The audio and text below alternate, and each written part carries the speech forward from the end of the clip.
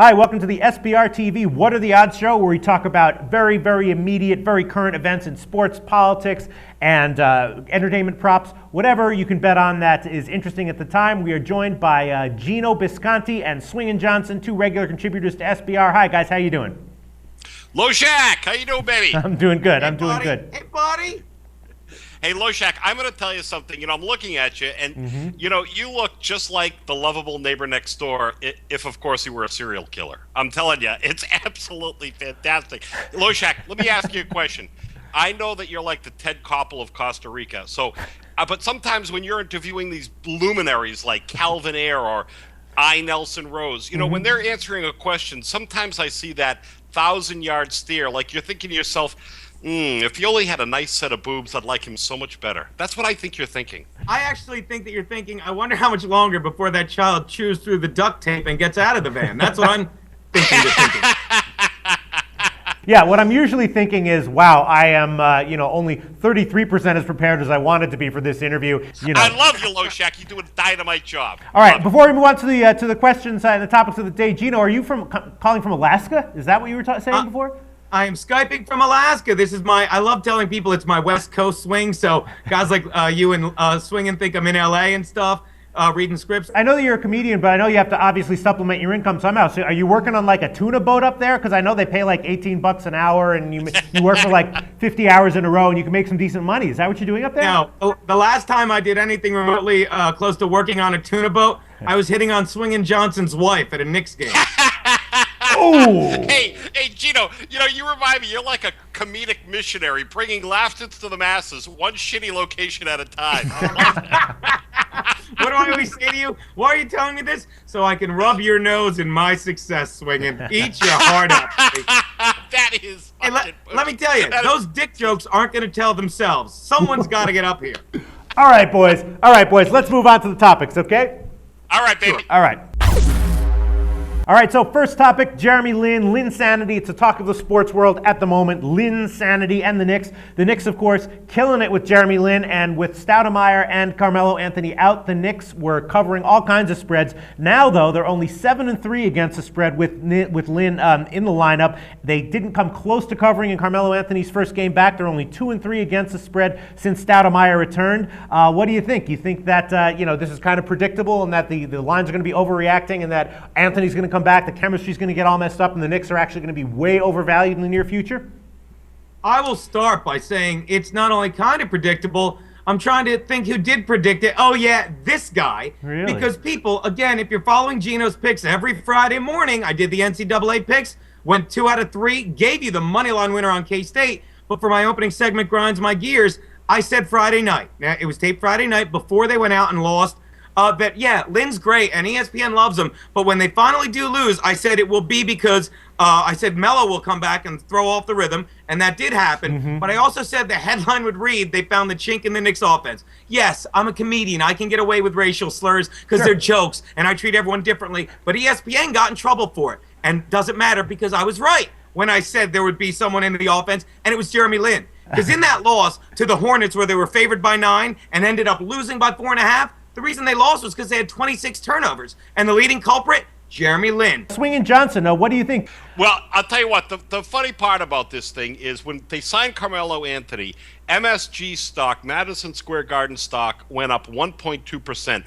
But since Linsanity took over, their stock is actually up 12%. I mean, the guy is just absolutely tearing it up. By the way, I heard that segment that Gino did. Props to you, buddy, because you called it when Melo came back. You said there was going to be a hiccup, and damn it, there was, baby. Yep. Because Melo wants to take the last shot, and don't get me wrong, he can. And this is what we talked about 2 weeks ago in our thing. The NBA, if you're looking for, a gambling trend, and I'd love your insight, because you really know this stuff, Swinging and Pete. But it's like, look, you need a team like the Sixers that really know how to spread the ball around and don't get like this Miami Heat syndrome, like where no one knows who should take the last shot. That's in your kitchen. I'm telling you, yes, they went 4-0 at the beginning of Linsanity. They're literally 3-3 since because Vegas, catches on. But screw the Knicks. There's so many good bets right now in the NBA. Love the Sixers, although they're catching on to them. And I'll tell you who I like lately. I like the Jazz. I like that they're flying under the radar, and they've been covering a lot lately.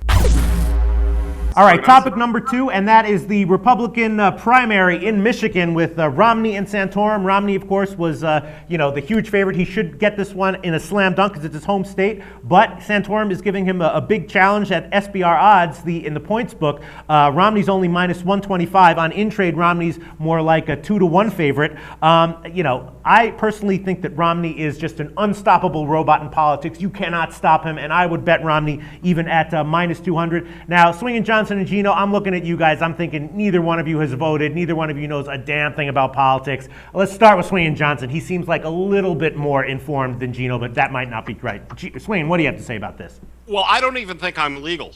But that being said, I got to tell you, this guy Santorum it's kind of like the mullahs running Afghanistan. I mean, this guy doesn't even believe in birth control. I mean, right, yeah. You got to be kidding me. I can't imagine Michigan, I mean, the home of Detroit, voting for a guy like Santorum. I mean, Romney is square enough, no question about it, but I think minus 125 is a freaking gift. Even minus 200, I would lay in a heartbeat. Yeah, I would tend to agree with you, but Romney said Detroit should go bankrupt. In 2008, he said, the car industry got a bailout, and Romney wrote an op-ed that basically said, F the car industry, go bankrupt, and then he, gave some lame excuse afterwards. And I'm not sure how much that's going to hurt him, in Michigan, in his home state. On the other hand, he is just a political terminator. I mean, the guy is an A-plus level politician. He's got the money, he's got the hair, he's got the voice, he's got the face, he's got the smile, he's got everything. Gino, you have anything? Gino, you don't follow politics, do you? Well, no, I'm curious. What are the odds? What did they put the odds on? The odds on Ron Paul?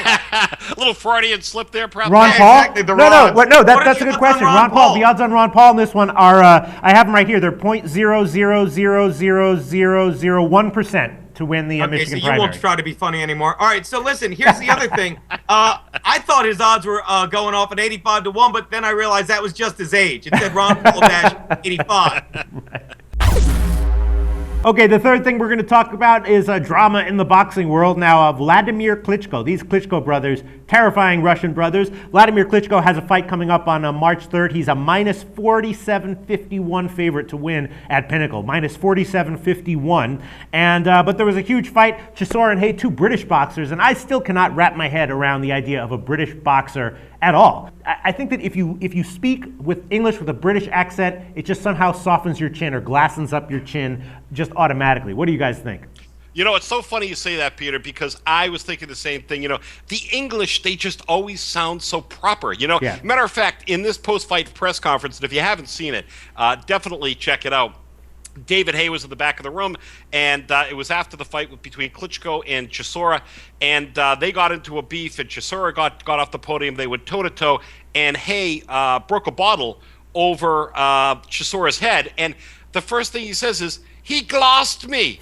He glossed me. And, I'm thinking, if that was an American fighter saying, that punk-ass bitch shaking with a mother-jumping bottle, although he wouldn't say jumping. But, I mean, it just absolutely kills me, And the crazy part about this thing is that Haye allegedly retired last October, and all of a sudden, and Chisora has lost 3 of his last 4 fights. Every heavyweight fight takes somewhere in Europe or Russia. And, the kicker is the Klitschko boys will never get their just due because the division is just an embarrassment. And the only 2 fighters that anyone cares about in boxing is Pacquiao and Mayweather, and they won't even get in the ring together no matter how much money we throw at them. You know what? Give me the UFC any day of the week and twice on Sunday. Yes. See, now, I agree, and I think that whole thing, and first of all, let me say, Vladimir Klitschko is my favorite country in risk. But aside from that, I really think the story you just described in detail, and I read down so I remember it next time I'm asked about boxing, I think that shows just how far professional boxing has fallen. It's not like it used to be. Yeah. It really started to take a shift with Tyson because you get these guys that are violent off the, out of the ring. And that's the problem with Chisora. He's a pump. Boxing, it's pretty clear, has jumped the shark. All anyone ever talks about nowadays is UFC and MMA. Of course, it's been that way for a while. And that reminds me, I may as well just plug our UFC show that we did. We previewed 144. Big fight coming up with Rampage Jackson. What do you guys think of him? You think he's going to? Be? I loved him in the A-Team. He was absolutely fantastic. He was great. All right, and that just about wraps up our very first What Are the Odds show here on SBR TV. Thanks so much to Swingin' Johnson and Gino Bisconti, and you can catch their picks every Friday and Saturday in their podcast on the front page of SBRforum.com. Thanks, guys, and we'll see you next week.